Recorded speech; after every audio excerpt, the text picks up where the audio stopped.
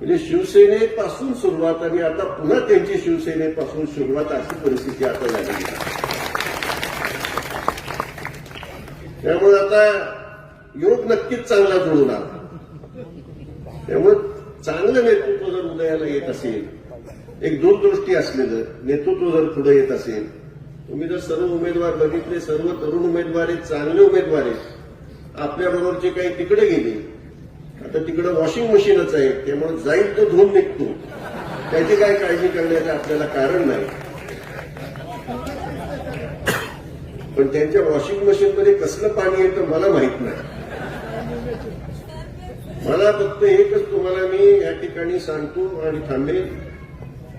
फलटण नगरपालिकेला एक मी छातीठोकपणे एकच गोष्ट सांगू इच्छितो की अनिकेत रायांच्या माध्यमातून एखादं काम कमी होईल, जास्त होईल, पण 100% भ्रष्टाचार मुक्त नगरपालिका तुम्हाला मिळेल याची ग्वाही मी छातीठोकपणे देतो. कुठेही टक्केवारी नसेल याची ग्वाही मात्र मी देऊ शकतो. तशी ग्वाही तुम्ही मला इतरांच्या बाबतीत देत असाल, तशी ग्वाही तुम्ही मला इतरांच्या बाबतीत देत असाल तर सांग.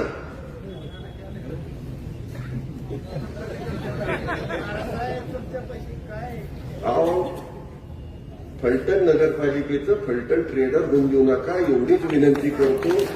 आणि मोठ्या मताधिक्याने या ठिकाणी अनिकेत राजे आणि त्यांच्या समवेत असलेल्या सर्व उमेदवारांना, शेवटी नगराध्यक्ष आणि त्या ठिकाणी बहुमत जर नसेल त्या नगराध्यक्षाला काम करता येत नाही. त्यामुळे खालीवर काय भानगडीत पडू नका. जे आहे ते अनिकेत राजे आणि त्या सर्वच्या सर्व त्यांच्या समवेत असलेल्या उभ्या असलेल्या सर्व उमेदवारांना चांगल्या मताधिक्याने त्या ठिकाणी आणि ताकदीने कामाला लागून आपण अत्यंत उत्तम मताधिक्य मिळवून त्यांना निवडून आणावं एवढीच या ठिकाणी आपल्या सर्वांना मनापासून विनंती करतो.